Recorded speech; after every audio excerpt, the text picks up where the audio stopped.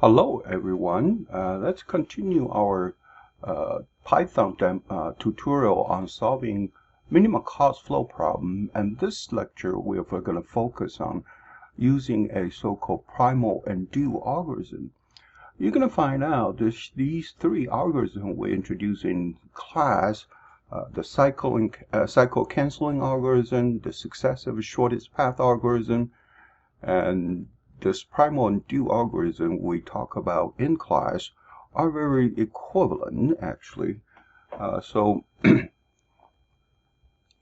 just start with the Python programs. And this, I give the source where do I find this code, and to help you to see the original code and how I break it up for you.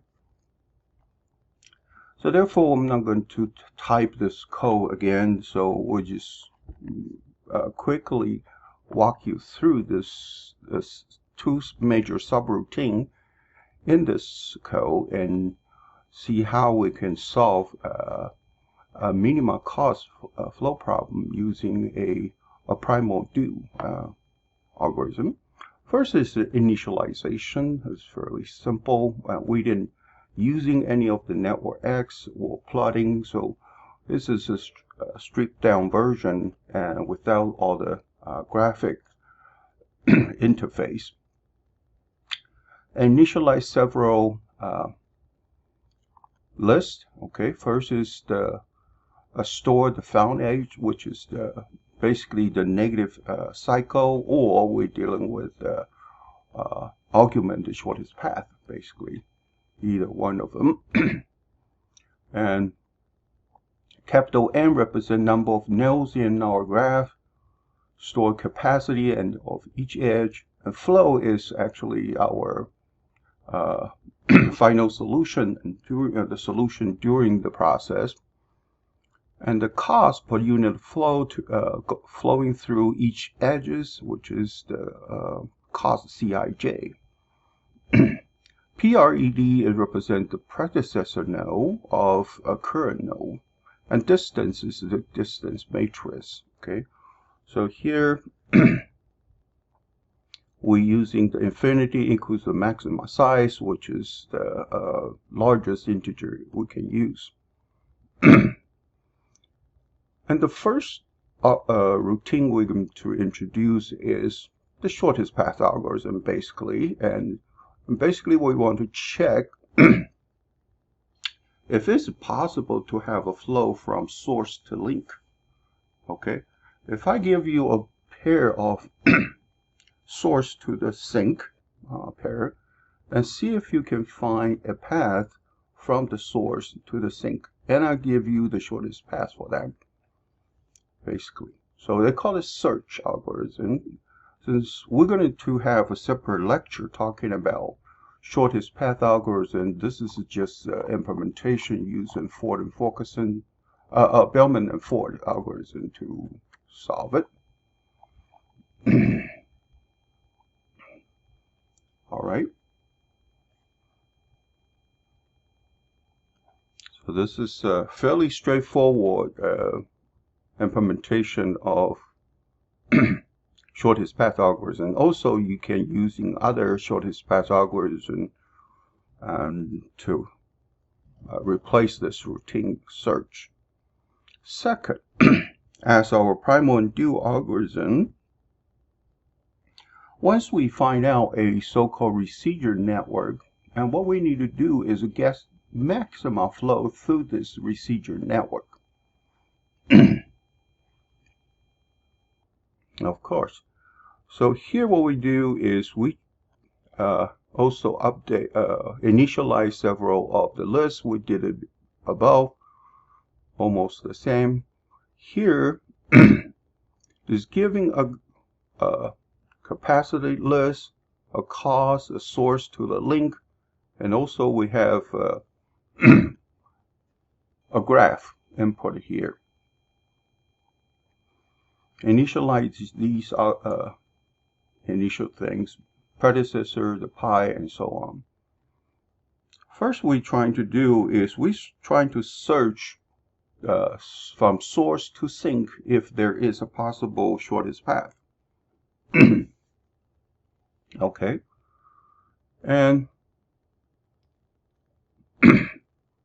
and then we give the sink to the current x. Okay, if x is not equal to the source, basically means it's not reaching to the source, we're going to determine the delta flow we can send through on this receiver network.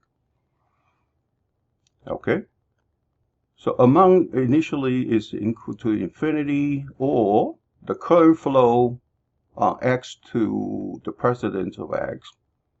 If the precedence of x flow on x to the precedence of x, basically ji, okay, and it's not equal to 0. If that's the case, I'm going to give it this flow. Otherwise, I'm going to give the reverse flow, okay, minus the current flow. So the capacity minus the current flow. So that's what we call the receiver flow.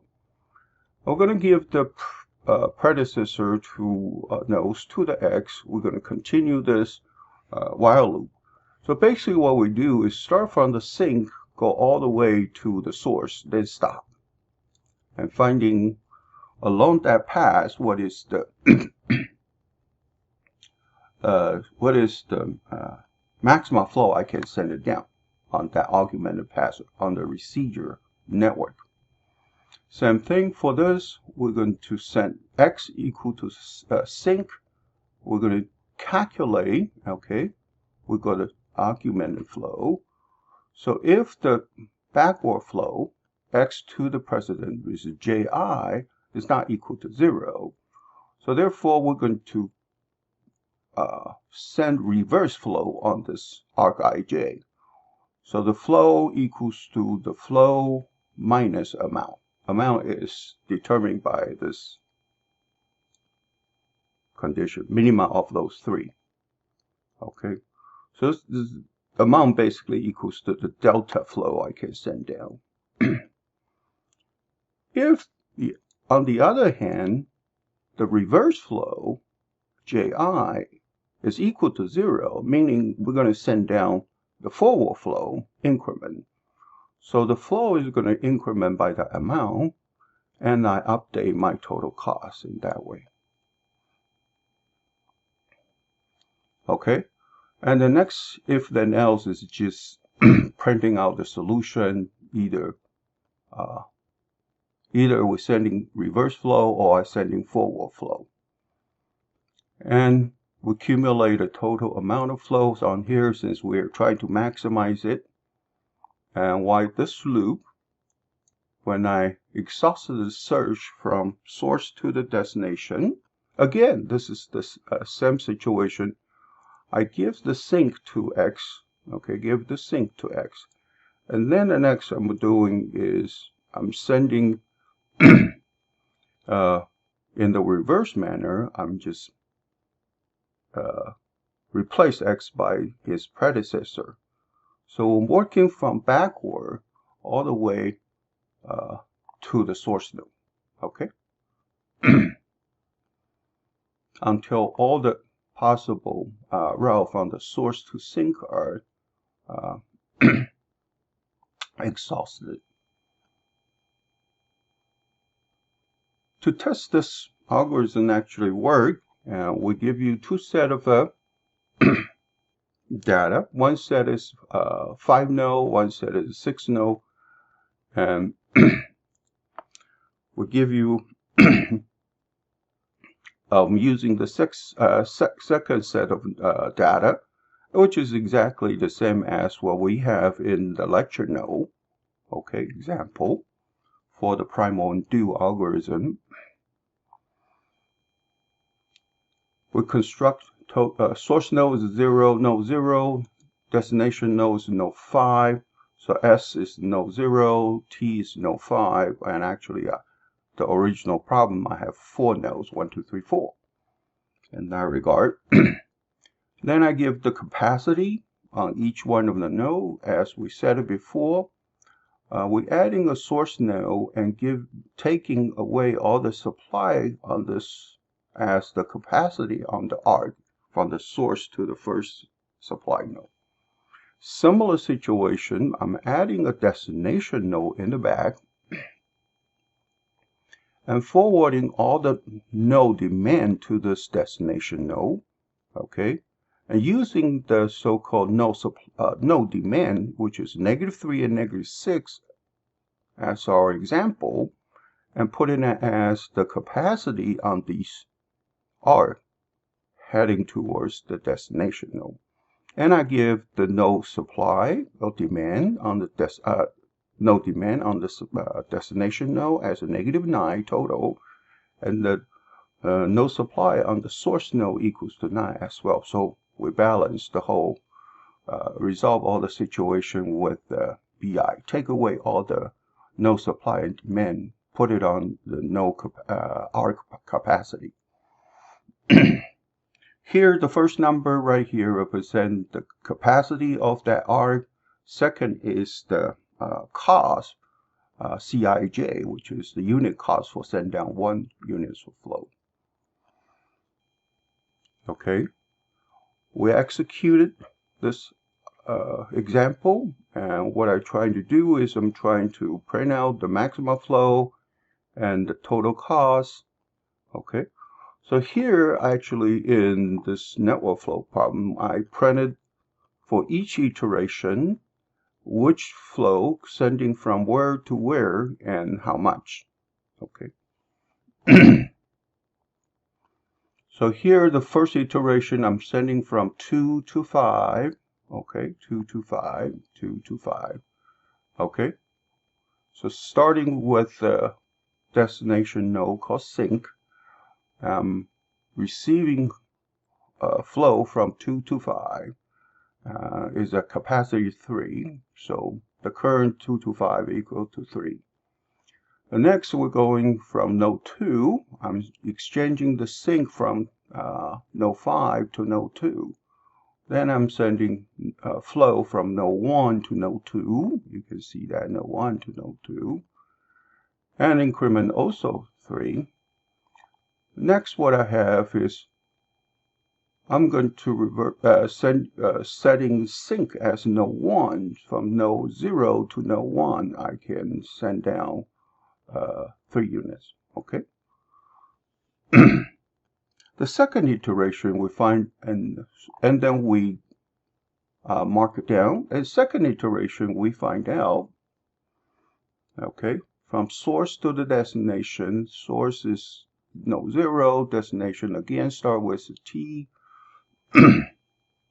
Then we're sending flow from node 4 this time to node 5. Node 4 to node 5 was a 2 units. Okay. And also next, once this iteration finished, we're setting the sync from node 5 to node 4. So therefore, we find out this flow this time we're dealing with is increasing from 0 to 2. Okay, 0 to 2. Okay. And then again, we're setting the sync from node 4 to node 3. Just we had it over here.